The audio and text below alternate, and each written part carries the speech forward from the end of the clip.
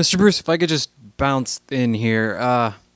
So, so this Earth system seems pretty complex. The way that everything is structured, from these genetic attachments that we seem to have, and these karmic attachments, and it does seem like spiritual warfare. Is there a reason that you think? Have you discovered a reason for why this is happening on Earth? Well, I can theorize to that. I mean, I'm very pragmatic in my approach to this, and you have to be to make any headway. You have to let go of all religious biasy and everything that's not useful. You test it out in the field, you try it doesn't work. You have to discard. The only thing that makes sense, you could say, one, you could say there are natural unseen predators in the world. Now, that is probably part of this. Now, just like in the physical universe, predators are very valuable. Like if you look at how I think they've reintroduced wolves into Yellowstone Park, and the land is recovering because it causes a huge amount of damage when you remove natural predators. Because they do a service. They keep the gene pool clean. They and various other things there. Everything works in harmony. Now, we're talking about something here now. You've got these beautiful deer and rabbits and that roaming around, and you get these evil wolves coming in, killing them, eating them alive sometimes, and you think, oh, that's evil, let's kill them off, the poor little deer. But if you kill them off, what happens to the deer? You get massive overpopulation, overfeeding. They kill off a lot of plants, and the land starts to die because the land's been put out of balance. So predators are necessary in an environment. You could say we have a similar sort of thing biologically with viruses and bacteria and things like that. Now, back to human beings, you could say that it is the interactions between the positive and the negative sides, between the dark side with the demons and bad spirits and that, and the angels and spirit masters. It is the interactions between those with human beings in the middle that cause evolution to occur, spiritual evolution to occur. Right. And that's about as close as I've come to it. Because wherever I look in the universe, in the physical world, in the spiritual world, the astral world, everywhere, I keep seeing one thing standing out, and that's evolution. It is everywhere. And so, because it is everywhere, it must have something to do with the reasons why things are the way they are. Interesting.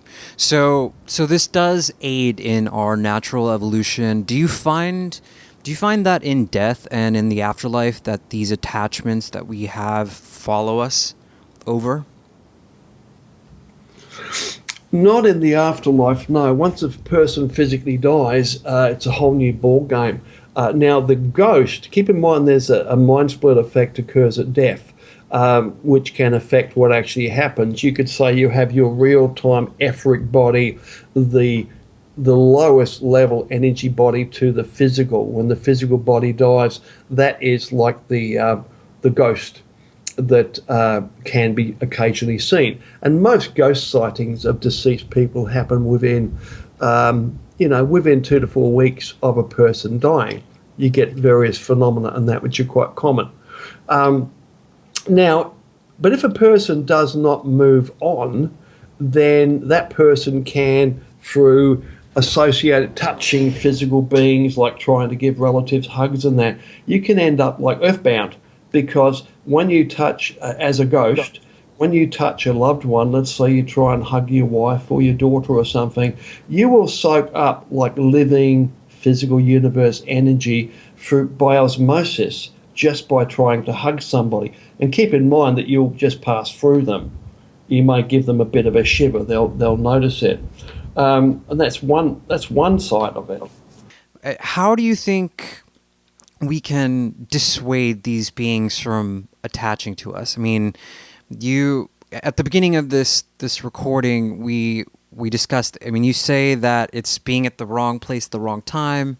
But how can we protect and strengthen our auras and our fields so that these these entities aren't even, persuaded or, drawn to us? Well, you can strengthen your natural fields, call it your aura if you like, or part of your aura, by living a good life and thinking good thoughts. Living a good life, eating good quality food. All of that helps. Getting some exercise. I mean, people who are fit and healthy generally have less problems, but they are not excluded from them. They generally have less problems, but it doesn't stop them. I mean, I've had lots of people that are super fit athletes that have come to me with, demonic possession attacks and things like that. So it doesn't exclude you, but it does reduce your chances, in general, of picking up something vicariously in your travels, like when you're out, in town, going about your life, when you come into contact with something that may be trapped in a building. Now, keep in mind, these things can't cross running water, and our towns, every street and every house is like surrounded by, every apartment building is surrounded by running water, and entities tend to accumulate, particularly deceased entities, ghosts, tend to accumulate in areas that are surrounded by water because they can't cross the running water, and most of them don't know how, don't know why. But having an understanding, just the understanding I pass on in my book, The Practical Psychic Self-Defense Handbook, gives you pretty much all you need to know, because if you deal with these things fairly quickly in a fairly effective way, just by using running water and that, and like you get a problem occurs in an evening, don't delay having a shower. Take action, do something about it. But as for dissuading them, in general, this would be like trying to discourage fish from eating shrimp, or trying to discourage sharks from eating whatever they eat. The communication is not that good, but the higher demons, the more intelligent demons, usually only interfere with a human being for a reason. That could be something hereditary, something that happened hundreds of years ago. But sometimes you can negotiate with a demon, and you can create a deal with it where it will leave you alone and have to find out what it wants, and then you come up with an arrangement where you give it what it wants. And it might be something really simple, like on the 4th of July at sundown, you will light a candle for it, a red candle for it, and maybe burn a little bit of tobacco as like an offering, remembering its birthday, remembering its special day. And something simple like that will often. And if you're faced with something that is incredibly difficult to get rid of, and it's incredibly difficult to find anybody that can actually do anything about it if you want to try and forcibly remove an entity. For many years now, I've had people coming to me that have seen dozens and hundreds of healers and teachers and that. But if you have a real problem, the problem's intractable. You can't get rid of it using, you could say, spiritual new age kind of stuff. It very often doesn't work. And they're the ones which usually, of course, end up coming to me. And even all of those, I can help most of them, probably 95% of them. But when you get involved with something, some things we don't understand enough of, and all the circumstances, and some problems will continue for a time until something changes. What was an instance where this happened for you, where you had to make some kind of contractual deal with an entity? I've done that with various people over the years, a couple of dozen people, where they've had some contact, they can hear a voice or something like that, and if you get past maybe the shouting and screaming and insane talk that's going on inside the head, and sometimes they want something very, very simple. It may have been, something that happened 100 years ago or so. Maybe, a couple of times I found people, they wanted an apology for something that happened a few hundred years ago. Maybe somebody was burnt at the stake and one of your ancestors was involved, and this person is still really, really angry because of what happened. So sometimes an apology. works. Sometimes changing your surname, changing your name can work in many cases if you get an intractable problem. Many people have done this. It's kind of social death for most people, but it's, the family will go, oh, all we've got to give you is our name, the family name and that. But you can do it, but it's a good idea if you don't tell anybody. Do it in secret. To take another name. You can also not do it legally. You can do it like magically, like have yourself baptized in a completely different name. But I know a lot of people that have changed their names through deed poll and to something completely different and new. And the problem has stopped overnight. And they had serious problems before, change the name and it just goes away, because a lot of demons are like lawyers. And if suddenly your name was Brown and you change it to Smith, well, on their contract, they are only attacking the Browns. The Smiths are not involved, therefore the entity goes away. And it stays away. Unless you change your name back, it could come back. Have you witnessed a demon or entity affect a large group of people? Well, you hear about that. I have seen it to an extent where an entity will affect maybe 70 people or so at one time. I did a workshop several years ago at the Feather Pipe Ranch, which is a place in near Helena, Montana, and beautiful place, lovely people there.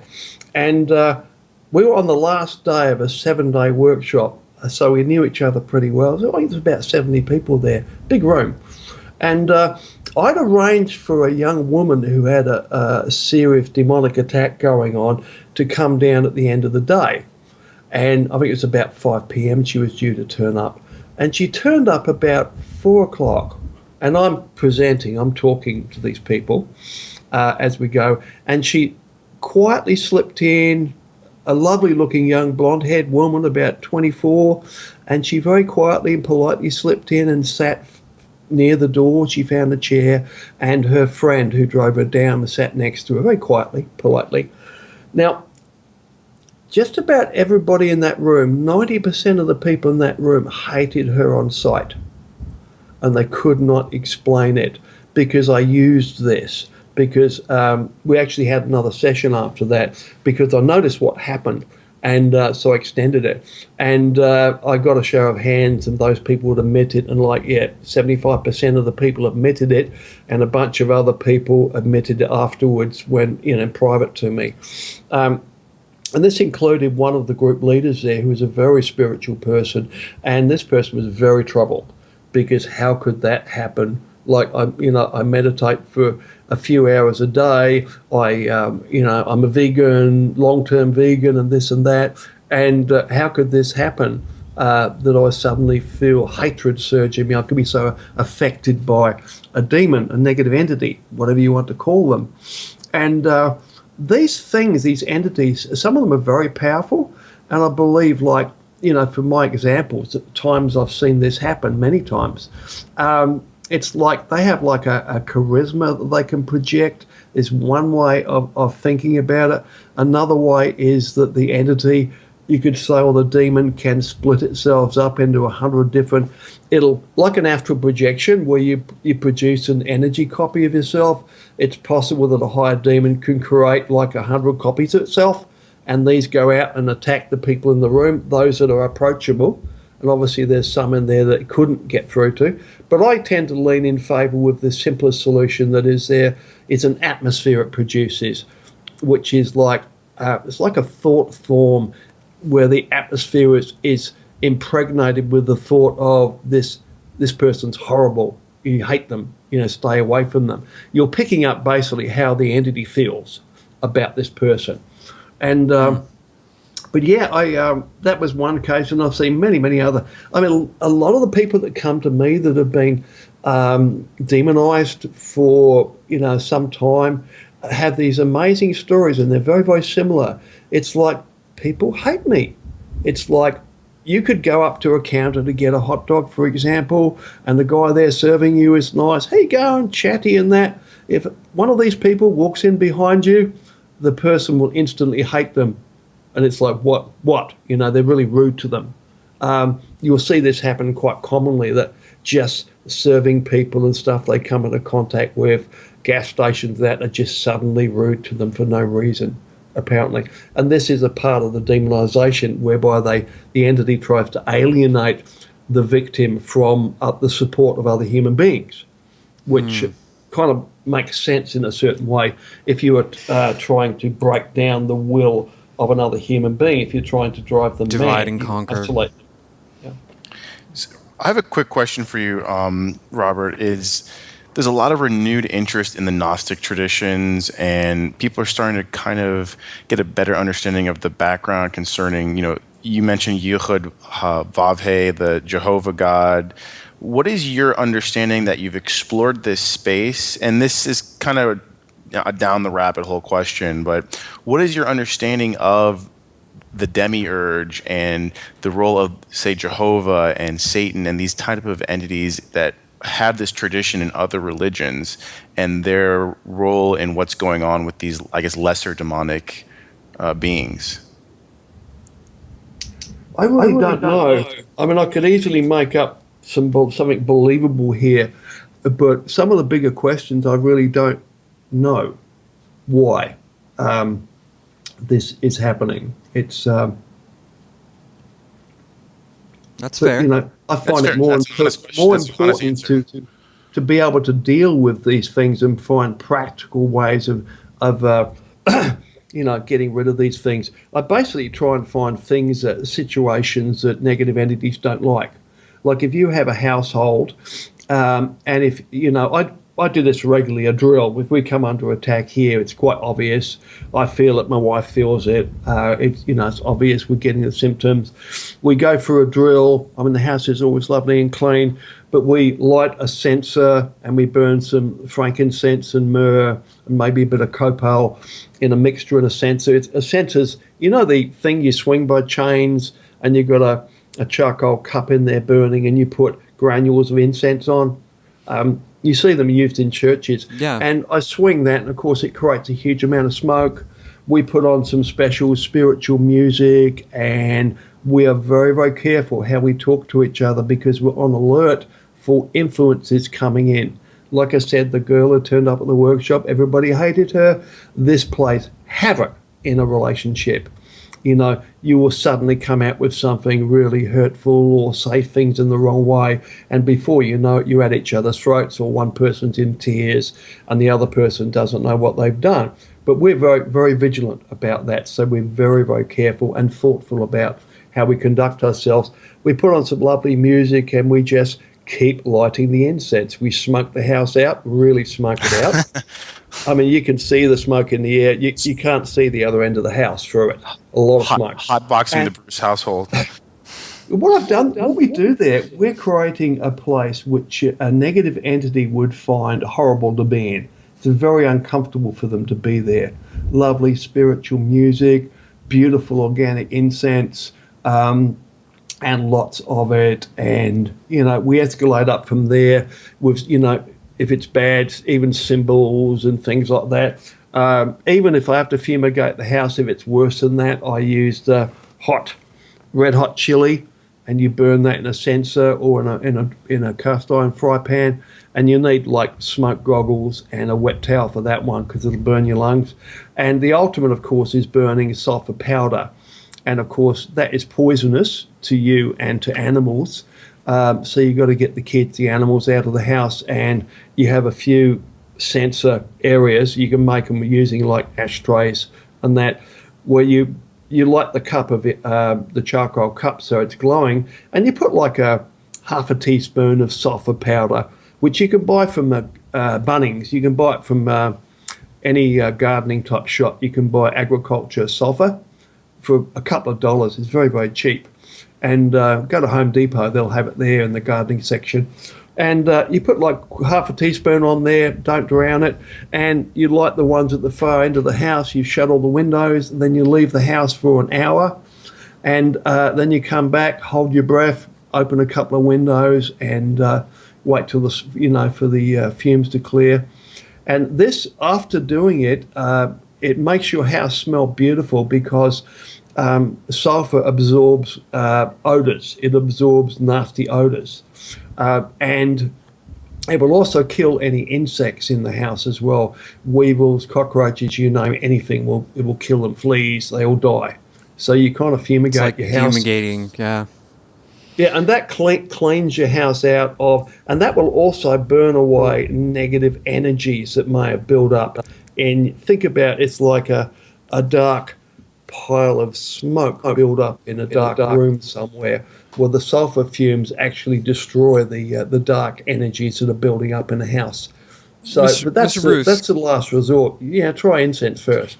can we get into some channeling? Like you talk about overshadowing and possession, and there's some material floating around in the New Age movement that has come about through channeling work. Like these people have channeled this material and they're pushing it around. What's your view on channeled material? Well, it depends on the material. I mean, there are good spirits in the world and angels, and they will sometimes, pass information for a human being in various ways. Now, whether it is a voice that is heard, a vision that is seen, or even where the entity will, inhabit a person for a while, and and then pass on information through that person. Could be spiritual information, and you look at people like Joseph Smith of the Mormons, people there, something similar happened there. He encountered these angels or beings of light which passed on this information to him, and other religions in the world contain this sort of material, at least some of it that's been passed on to them. So there are good spirits as well. But it's like you can tell the information is by its fruits. I mean, you have to take that information and you've got to apply logic and reason to it. And if it's anything practical in there, you've got to test it out and see if it works. Because if it doesn't work, I'm a firm believer in what works. Regardless of how well it should work theoretically, which is what you're dealing with today. A lot of things, including channeled material on how to deal with spirit entities and demons and that, a lot of the methods given don't work.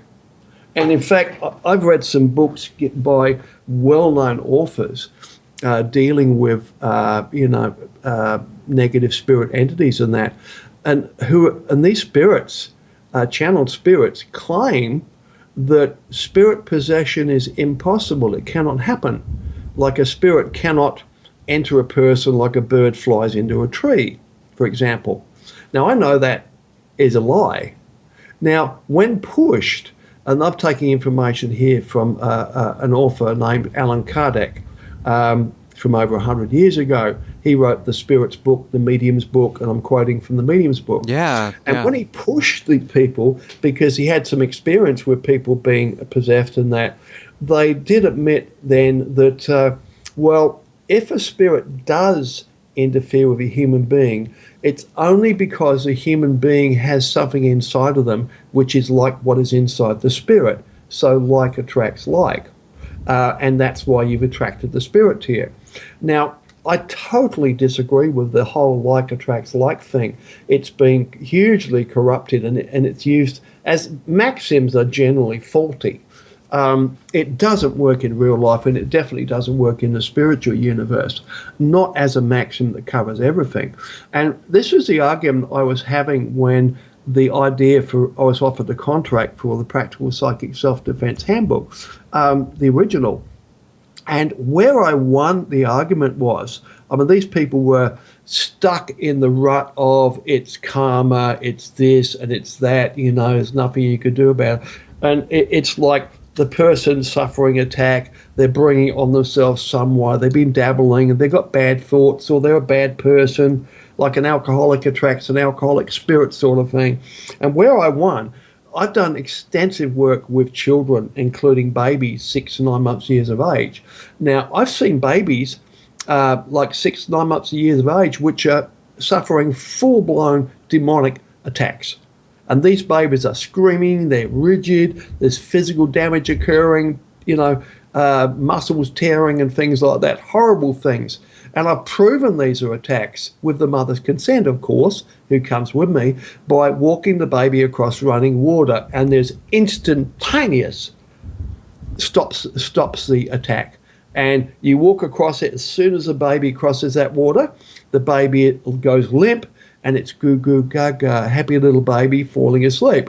Now, if I take, and I've done this many times, if I take one step back over that water the way I came, scream goes the baby.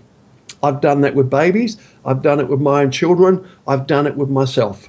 I've literally, once I was in a situation where I was under a major attack and I'm standing one side of a water main. Now, I was crippled with spinal sciatic pain, had to stagger out of the house to go home. But when I passed through the gate, where the main water pipe was going right under the gate, you could see the asphalt there was disturbed, whether it had been replaced or worked on recently.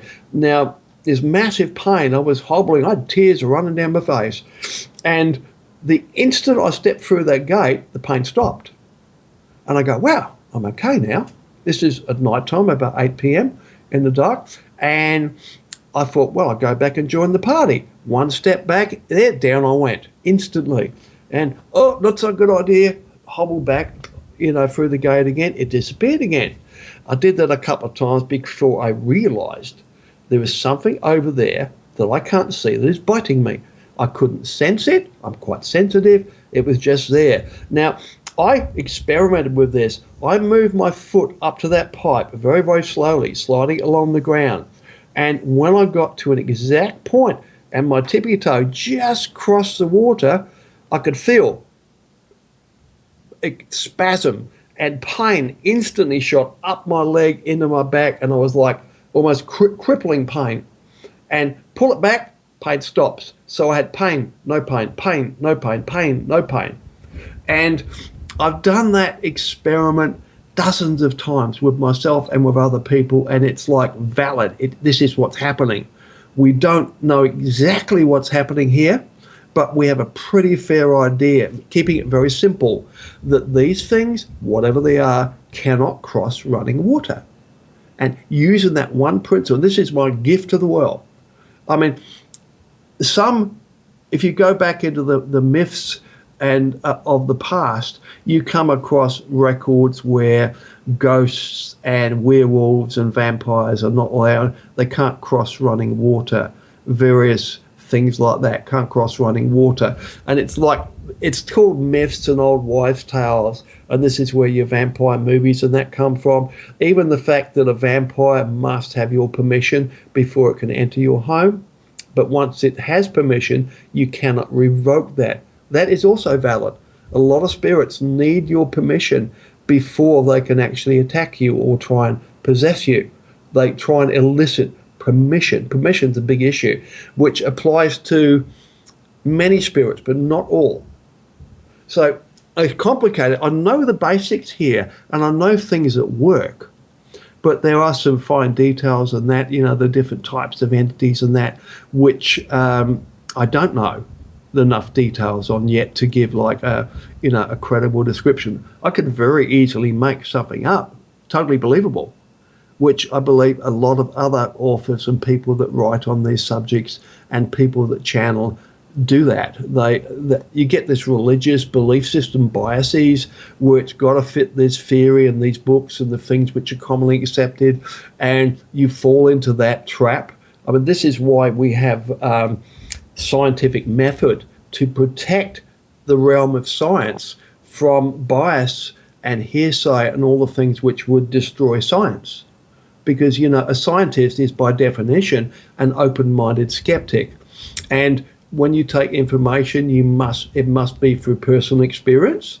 And of course, there is empirical knowledge, which is things which have been done, experiments and things which have been worked out, which everybody is continually researching, looking for errors.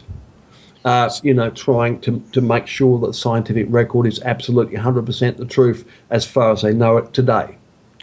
So I'd like to get more of an understanding of, you and your experiences, and Robert Bruce as the man What is your understanding of, based on everything that you've said, everything experience that you had of reality, of what this entire thing is? What do you make of it? What is our place in it? How do we make sense of this, or how have you made sense of it at all? Well, I make sense of it primarily by focusing on what's in front of me and keeping it simple. You know, the KISS principle, keep it simple. That works, and also by getting rid of any bias. 17 years ago or so, a master materialized to me in my room. I was standing up, the overhead light was on, and the master explained to me why I couldn't make any progress. Now, at the time, I had a typical New Age type belief system, probably similar to most of your listeners, but the master explained to me that how this worked and how I was blinding myself to the actual greater reality. I could see bits and pieces of it, but when you tried to work with it, a lot of it was unworkable, didn't make sense. And he explained to me the way of the master. And he said, it has always been this way, and it will always be this way, because this is the only way it can happen. And that is basically to apply scientific method to spirituality. Thunder. Thunder. Yeah. Basing your beliefs, which are very, very important, on personal experience only. And he explained to me how to do it. He said, write a list of all the things you believe in, and you'll get page after page of stuff, particularly relating to spiritual, metaphysical things. And he said, then write another list of the things you believe in, which are based upon hard personal experience, your own. And I ended up, when I did that the first time, I had a little piece of paper with about 9 items on there. And I had several pages of other things which I now had to discard. And it's to make what happens there, the things which are within the realm of personal experience, and anything on that list which is a one-off experience, you've got to put an asterisk next to it, because that's a one-off personal experience. You've seen one UFO, for example, and now you need to really find more. You keep a lookout for that. But he explained to it, he said, your core beliefs, what you take into your heart, those 9 things I took into my heart and I discarded the rest. He said, these things in your heart, your core beliefs, he says, to use an analogy here, these beliefs form perceptual filters for your mind. And these filter out information that flows between you and the greater reality, the collective consciousness, all of higher reality, including your higher self. Now, your higher self and the divine live in absolute truth, in absolute reality, in the now. Now, just imagine the typical persons like me back then, before I did this. Let's say, to use an analogy, my core belief system was triangular. I'm putting my hands together, making a triangle. And now you put that triangle over the top of your head. Now, everything that you download from the collective consciousness, inspirationally, creatively, music, science, spiritual thoughts, everything has to pass through that triangle, that triangular filter. Now, let's say that all truth and creativity is spherical, orbs of truth, round orbs of truth. Now, if you force an orb through a triangle, you are going to destroy it or severely damage it. And this is why we have so much trouble communicating with our higher selves, with God, with spirituality, is because we have so many beliefs inside of us which are just not true, and they're not based on personal experience. A lot of the things which we believe in are just untrue. And you look throughout all the literature in the New Age, it's not just the New Age, it's everywhere. You'll find errors that people have made hundreds of years ago, 50 years ago, have been put into print, and now they are commonly accepted beliefs. Like you were saying earlier about alcohol and tobacco attract negative entities. If you just believe that, then it's obviously you can't smoke, you can't drink, because you might attract something to you. But if you examine that a bit more closely, you'll see it's not really quite like that. And there's nothing wrong with you having a glass of wine with your dinner or two.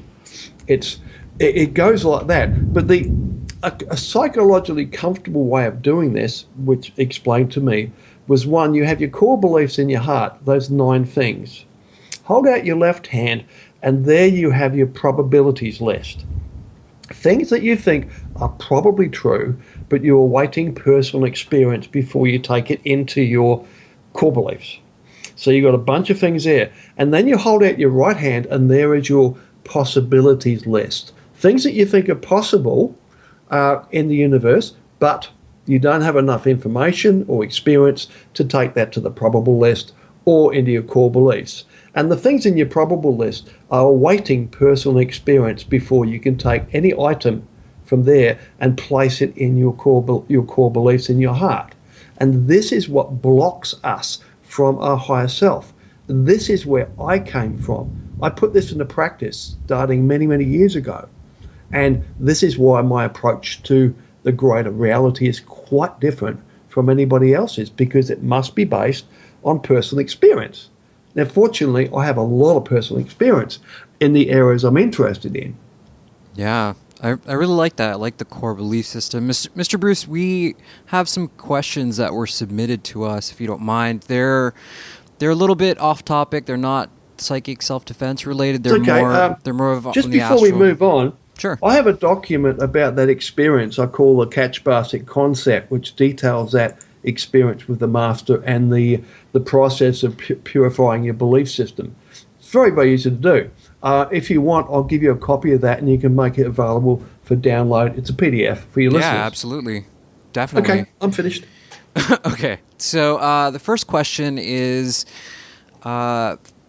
I've been waiting years on the Kundalini book, which was referenced on his website as coming soon. It looks like Astral Dynamics doesn't make a direct mention of such a book anymore. But there is a reference to a program called The Energy Body, Kundalini, and the Chakras, which is also not yet available. Is there a book? If not, when is the program going to be available? The program was released several months ago. We put hearts and souls into creating that. It's a video-based program, probably, I know, 20 hours or so of video, and everything I know about Kundalini. And the program is called Raising Kundalini. And if you go to my website at astraldynamics.com and go to the catalogue, you'll find that's up the top there, one of the Raising Kundalini. That's the program. So we have released that. Now, I wanted to do the program first before I wrote the book on it, which will be called probably Kundalini Dynamics, because I like the name and it's descriptive. Because I'm getting a lot of feedback helping people to raise Kundalini through this program, and I've learned lots of other little bits and pieces. I knew more than the basics, but I'm getting lots of other feedback and interesting stuff from this program. So I'll probably start on that book in probably 6 months or so time, and it, probably give me 6 months or so to write it, and I'll be released through my publishers, Red Wheel and Hampton Roads. Cool. Next question. Astral projection and lucid dreaming. Is it the same, or is there a relationship between those two? There is a relationship. I actually explained this in the second edition of Astral Dynamics. Now, there's 2 editions of that too. The first one was released in 1999, and I totally rewrote it in 2010, and we released a 10-year anniversary edition. It's my bestseller by far. Now, wonderful book, and I explain this in there. Basically, if you start with real-time astral projection, at the bottom here, which is the closest you can get to the physical universe. And this is like projecting in the real world. You're like a ghost in the real world. So you find yourself walking around your house and everything looks pretty much the same.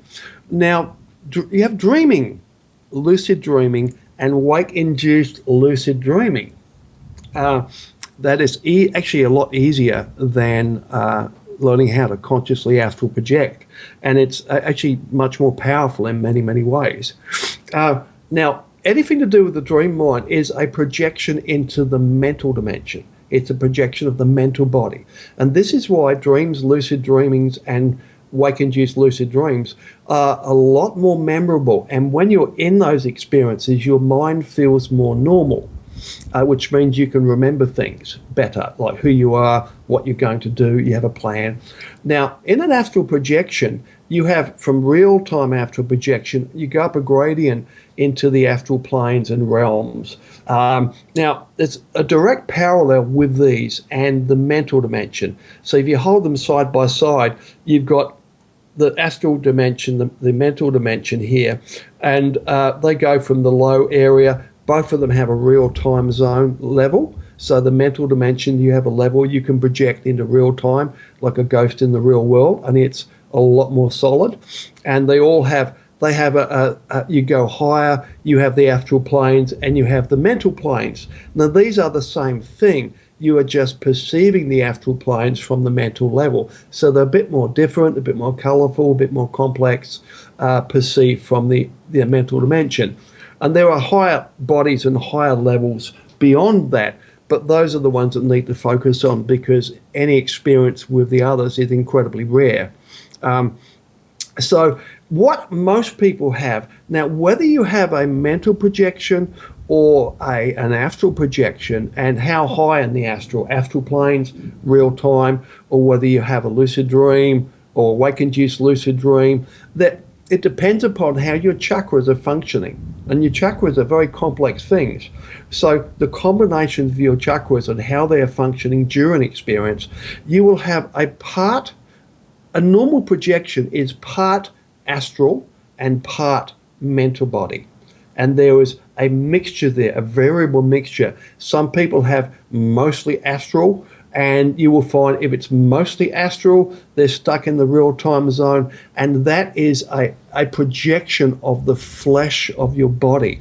And this is provable if you study it, that you are projecting from the flesh. And in that state, you will find it's difficult to think, it's difficult to remember who you are, what sort of plans you might have had. It's a very sexual environment. You know, you have these strong animal instincts because, let's face it, human beings are animals, you know, and we're related to every other animal on the planet in that sense.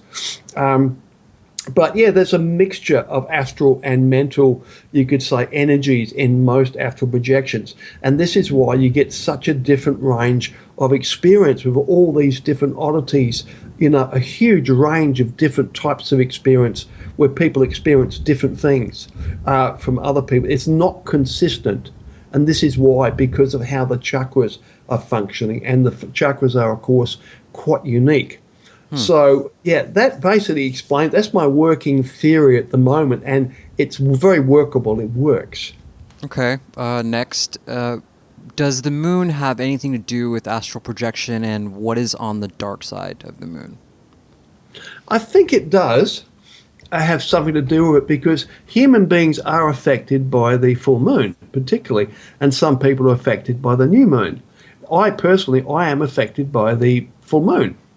I don't notice the new moon, but I am affected by the new moon, and I do tend to. I find I tend to have more astral projections, spontaneous astral projections and visions around that time when the moon is full, and a lot of other people do too. It's definitely not to do with the gravity of the moon.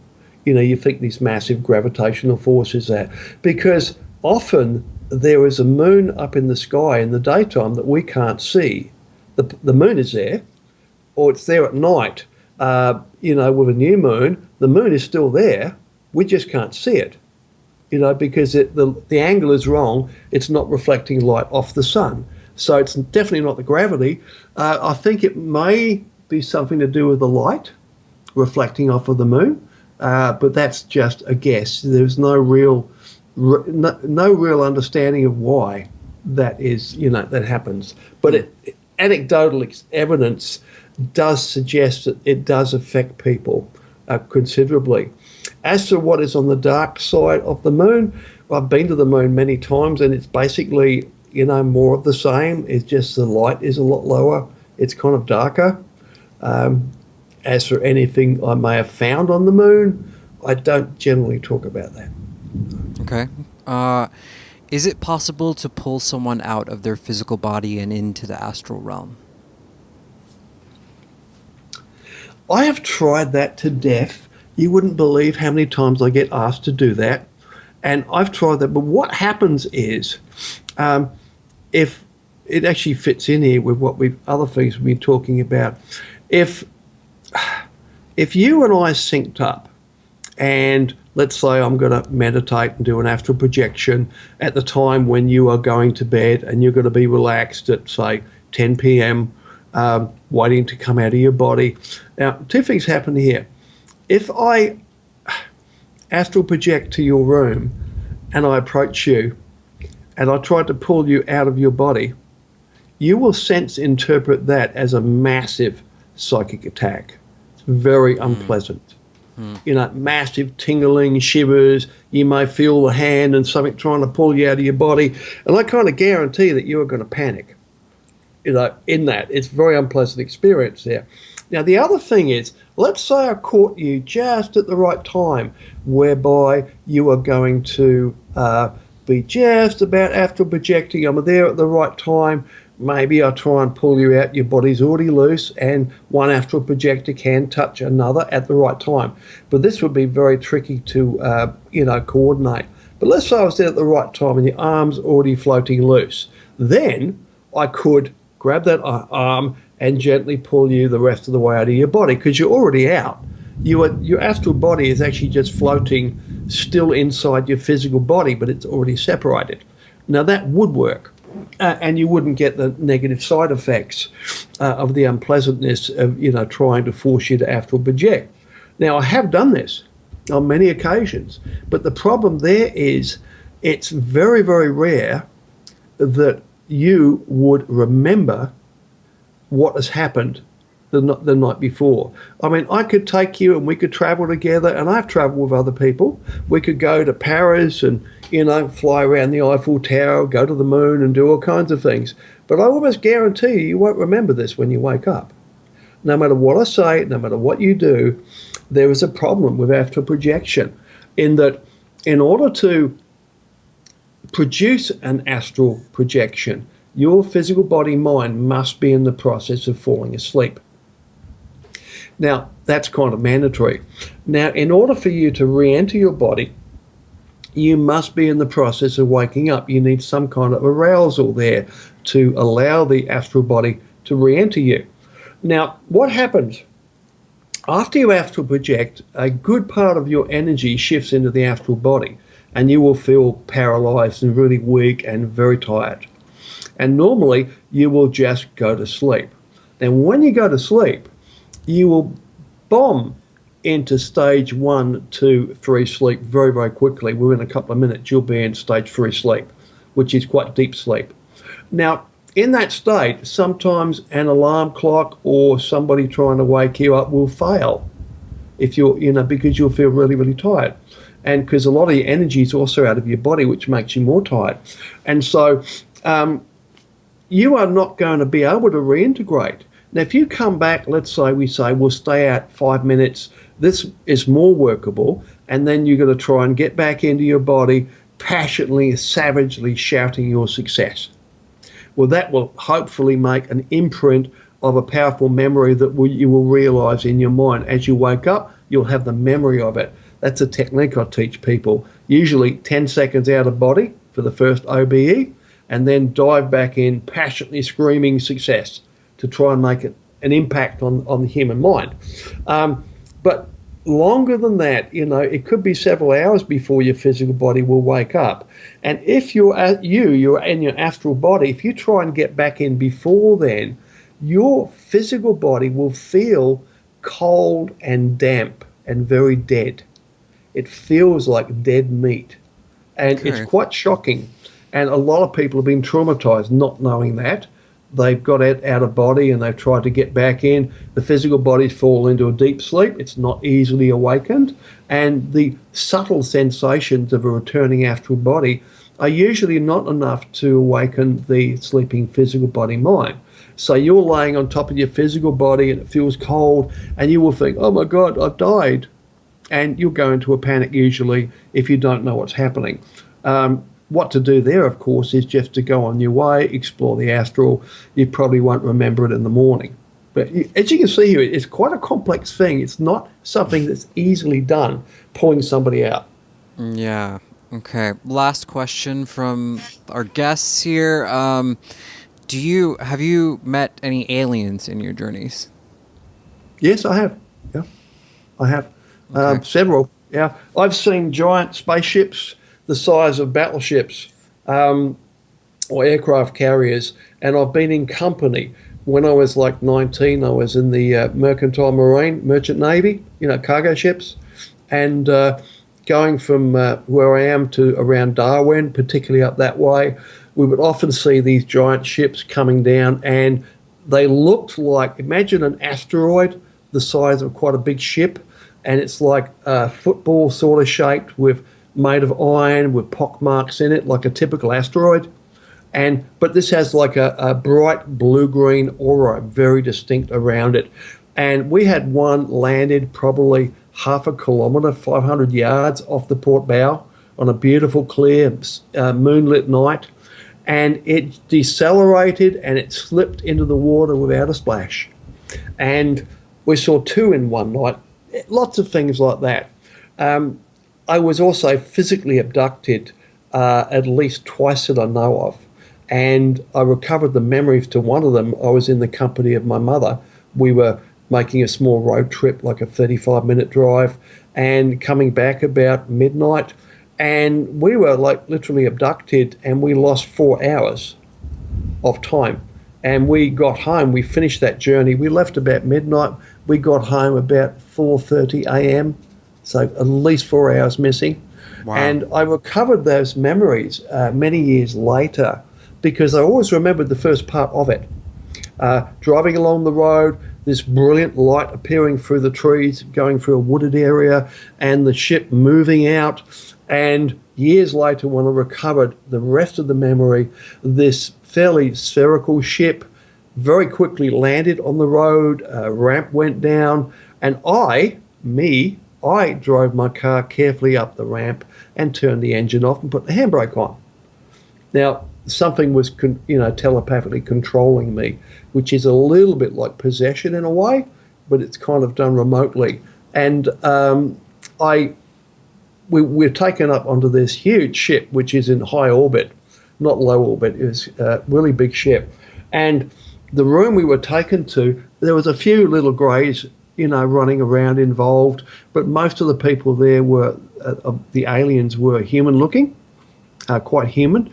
And there was it's like something out of Congress. You imagine, there was a big room and there was this huge ball of light in the middle, about the size of a, 30-inch monitor, but a ball which was glowing and throbbing and pulsing on like a dais in the middle. And there was about 100 chairs or more, big, comfortable, expensive-looking chairs, like you'd find in Congress or something, positioned around this central ball.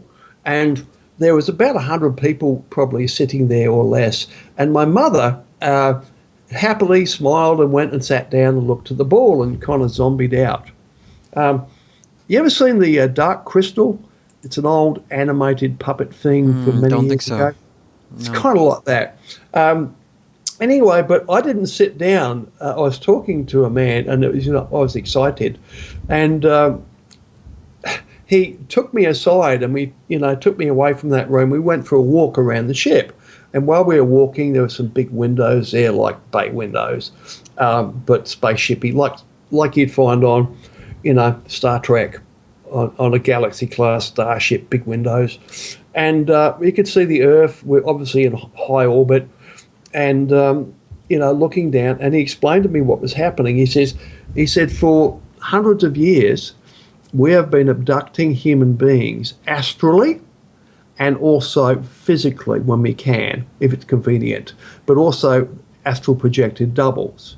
Keeping in mind that most people, when they project, they just sleep project, which means the astral body just comes out of their body and floats above the physical body, mimicking the sleeping position. So they abduct those, and they do the same sort of thing with them. He said the ball of light in the middle is a telepathic communication device. He said what we're doing, we are programming healthy social trends into your population, and things like equal rights, anti-racism, really good healthy things which have been growing around in the world for the last 100 years.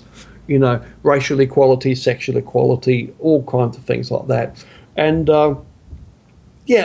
that's about all I'll tell you about that at the moment.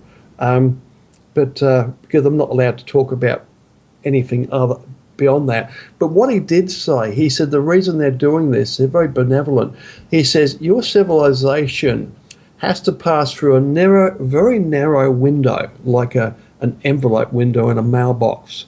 He says, and you must do it in this exact way and pass through that little slot in order for you to become a type 1 civilization, an enlightened civilization. And if he said, we've attempted to do this before a number of times. He wouldn't say how many, but he says, he said, we're very hopeful this time. He says, but if you fail, it's like we'll just have to go back and do it all again. It takes a couple of thousand years. Well, interesting. Mr. Bruce, I just wanted to thank you for doing this with us again, and you're definitely an interesting guy. You have a lot of really interesting stories. What do you have in the works right now? I know that you have a workshop that you're doing. You want to tell us more about that? Right, yeah. Well, apart from the programs we have at astraldynamics.com, where we have the Raising Kundalini program, the Astral Projection Mastery program, they're very extensive programs, all in high def now. We also have Manifestation and Self-Healing, a program which was actually a workshop which was filmed professionally at the Edgar Cayce Foundation in Virginia Beach, the ARE Foundation. And long story, I ended up with copyright of that for that one. I also have a workshop coming up. If you go to glidewing.com, that starts in about a week or two. I think it's about a week's time. I don't have the paper in front of me. And that is the Practical Astral Projection Energy Work Intensive. And this is a 5-week course using hemisync technology, trance-inducing audio signals. And the idea of that is for 5 weeks we work on, these CDs, and we teach you the basis of energy work and astral projection exit techniques. But it's done in such a way, it's live in the fact that we have a private forum there where all of the people taking part can ask me questions every day. I will solve problems and troubleshoot things that are going on, give you your best advice. Very, very friendly. We have a lot of fun. But it's a bit of a commitment for most people because it runs for 5 weeks.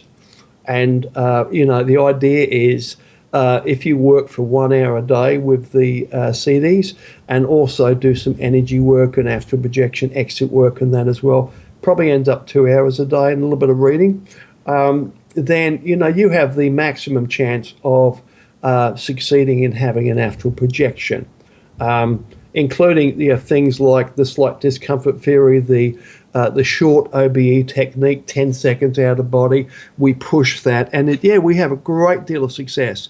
It's probably the most successful course on astral projection that's ever been made.